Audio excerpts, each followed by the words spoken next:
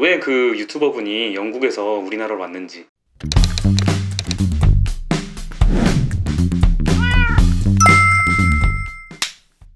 안녕하세요. 의학 채널 인사닥스입니다. 오늘도 둘이 찍게 되네요. 네, 이제 주수영 선생님 휴가 끝났으니까 다음부터는 이제 참여하실 겁니다. 제가 이제 다음부터 안 오면 되는 거예요. 휴가 있어요? 아니, 없어요. 뭔 개소리야! 의료계 이슈를 저희가 겪으면서 많은 분들이 공공의료 시스템이나 의료의 공공성 이런 것들을 좋아하시는 인상을 받았거든요. 최근에 영국에 거주하시는 100만 유튜버 어떤 분이 소위 말하는 의료 먹튀 사건으로 논란이 됐었습니다. 이와 관련해서 공공의료와 공공의료 시스템 이런 것들에 대해서 간단히 알아보는 시간을 갖도록 하겠습니다. 이것은 국민건강보험공단에서 공식 채널에 업로드한 영상인데 영국의 의료보험 체계, 즉 NHS에 대해서 설명하고 있는 영상입니다. 국민건강보험공단 인재개발혁신팀 팀장님이 나와서 설명을 해주시는데요. 진행하시는 분이 이런 질문을 합니다. 그럼 재정은 어떻게 확보되나요? 우리나라처럼 국민이 건강보험료를 납부하는 건가요? 하고 질문을 합니다. 그랬더니 팀장님께서 아닙니다. 영국은 가입자가 건강보험료를 따로 내는 것이 아니라 100% 국가 세금으로 운영되고 있습니다. 즉 의료비를 국가가 전체 부담한다고 보시면 되겠습니다. 라고 설명을 하십니다. 여기 부분이 조금 이상하죠. 영국에서는 대부분의 국민들이 소득의 30%를 세금으로 내고 있고 상대적으로 고소득인 국민들은 50%가 넘는 세금을 납부하고 있다고 합니다. 이 세금은 결국에는 국민들이 내는 거고 이 세금을 가지고 의료 시스템을 유지하는 건데 영국의 의료제도가 국민이 내는 돈으로 운영되냐? 이런 질문에 아닙니다 라고 얘기하는 게 좀 이상합니다. 지역보험료나 의료보험료를 직접 국민이 부담하지 않는다고 해서 국민이 내는 세금이 아니라고 볼 수 있을까요? 근데 이 이후에도 계속 팀장님이 영국 의료에 대해서 되게 예쁘게 포장을 해주세요. 여기서는 이렇게 말씀을 하시는데요. 영국의 NHS 제도는 의료비의 어떤 비용 부담 측면이나 의료의 접근성 측면에서 다른 나라의 제도들보다 앞서 있다라고 설명을 하시는데요. 비용이야 웬만한 의료가 무상으로 제공되니 그렇다 치더라도 의료의 접근성에 대한 측면은 어떤 말일까요? 의료의 접근성은 어떤 지표들로 확인될 수 있는 걸까요?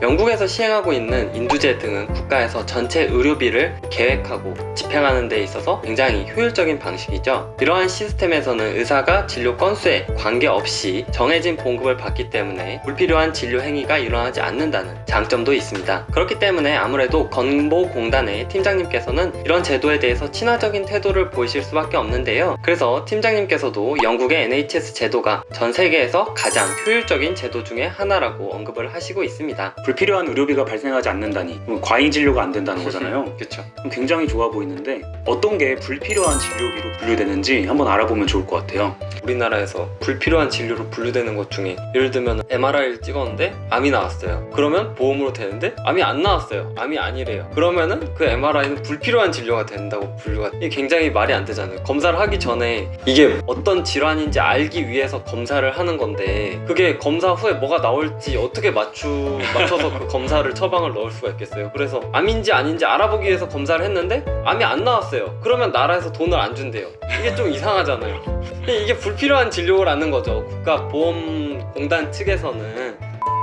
과연 70년의 역사를 자랑하는 영국의 공공의료제도 시스템은 어떤 건지 한번 알아보면 좋을 것 같아요. 대한의사협회 업로드 영상에 보면은 영국에서 16년간 의사생활을 해오신 박현미 선생님이 영국의 의료에 대해서 설명하는 영상이 있어요. 영국은 심장마비, 뇌졸중 같은 응급질환과 모든 암에 대해서 굉장히 진료 절차가 잘 되어 있다고 설명을 하시는데요. 주치의에게 증상을 보여줬을 때부터 전문의를 만나기까지가 2주, 그리고 진단이 끝날 때까지 2주, 질환에 대해서 치료가 시작될 때까지 4주, 주치의에게 증상을 처음 보여줬을 때부터 치료받기까지 2달이 걸리는 건데요. 이렇게 말씀하시는 이 순간에 약간 정적이 있어요. 옆에 계시는 진행자분과 또 한국에서 의사생활을 하시는 선생님께서는 굉장히 잘 돼 있다 이런 식으로 말씀을 하셨는데 2달이 걸린다고 하니까 약간 받아들이기가 어렵다 그런 제스처를 취하신 것 같아요. 그리고 진행자님이 한국 의사 선생님께 소감을 묻거든요. 이때 사실 우리나라 국민이라면 대부분 같은 생각을 하겠죠. 우리나라 의료가 엄청나게 대단하다 이런 것이 아니고 자연스럽게 나오는 반응입니다. 오히려 혹시 특히 영국 선생님께서 무리하게 생각하실까봐 굉장히 조심스럽게 말씀을 하시는데요. 그래서 하시는 말씀이 우리나라에서 그 정도 기간이 걸린다고 얘기를 하면은 보통 환자분들은 더 빨리 치료를 받을 수 있는 방법을 알아보러 병원을 바꾼다고 언급을 하시죠. 반응이 아무래도 이렇다 보니까 영국 의사 선생님께서 설명을 좀 덧붙이세요. 대장암 같은 경우는 5년 동안 천천히 크기 때문에 이 2달 기다리는 동안 안 죽는다,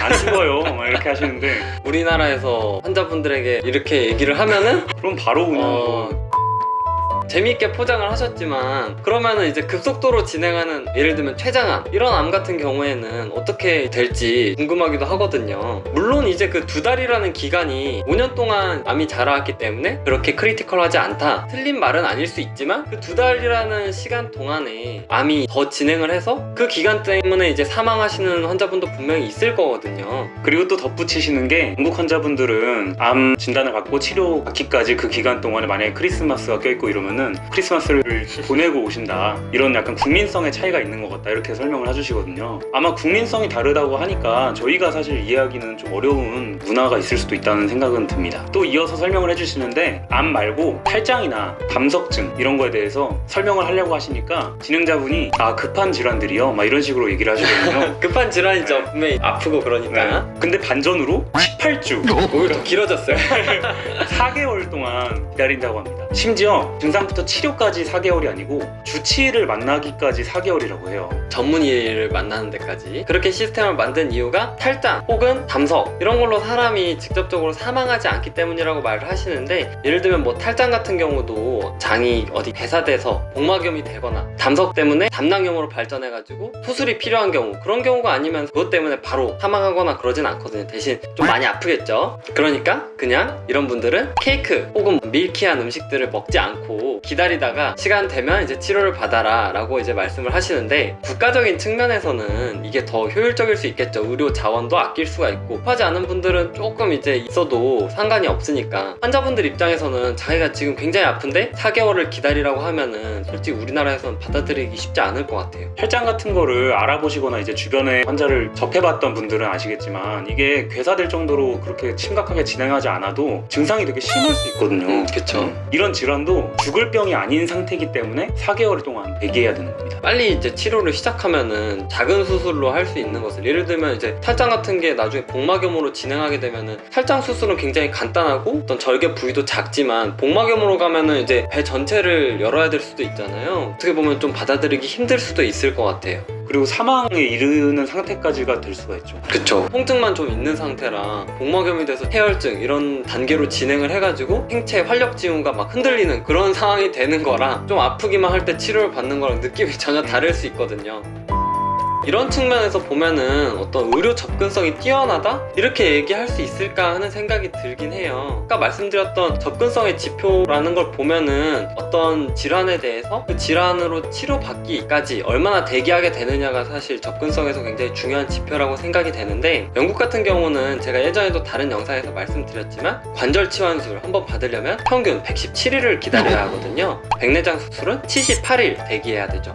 이렇게 대기 기간이 긴데 우리나라에서 영국이 의료 접근성이 좋다? 이렇게 말씀하실 수 있는지 조금 애매한 부분이 분명히 있긴 합니다. 그렇다고 하면 이렇게 죽을 병이 아닌 질환을 치료하기 위해서 생기는 진료비에 대해서 불필요한 진료비라고 그렇게 취급받는 걸 수도 있다는 생각이 들어요. 국가에서는 이 질환으로 어차피 환자가 사망하지 않는데 굳이 그거를 급하게 치료를 해야 되냐 이렇게 생각할 수 있다는 말씀이시죠? 하지만 이 질환들은 환자분들 입장에서는 충분히 치료받아야 할 만한 불편한 질환들이거든요. 그렇죠. 진료 건수에 상관없이 의사의 월급이 같기 때문에 진료 건수를 최대한 줄이고 싶은 의사의 어떤 마음과 무상 의료 체계를 유지하기 위해서 전체 의료비를 빠듯하게 관리해야 되는 국가의 지향점이 같기 때문에 생기는 일은 아닌가, 이런 생각이 듭니다. 어차피 같은 돈을 받는다면 최대한 일을 적게 하고 싶은 게 또 사람의 마음이거든요. 최근 논란이 됐던 그 유튜버 분도 2년 전에는 영국의 무상 의료 체계에 대해서 자기가 살아본 국가들 중에서 의료 제도로는 가장 높은 점수를 주고 싶다, 이런 말을 했었거든요. 근데 그분이 얼마 전에 어떤 질병으로 인해서 영국에서 치료를 받아야 되는데 그게 너무 오래 걸려가지고 영국에서 치료받기를 포기하고 한국으로 와서 치료를 받는다는 영상을 올린 적이 있어요. 그 질병이 죽을 병이 아니기 때문에 의사를 만나는데 굉장히 오랜 시간이 걸렸던 겁니다. 이 와중에 의료 먹튀라는 그런 이슈는 굉장히 자극적이라서 사람들의 이목을 끈 것 같은데, 공공의료제도의 한계점에 대해서는 많은 사람들이 관심을 끌진 못했던 것 같습니다.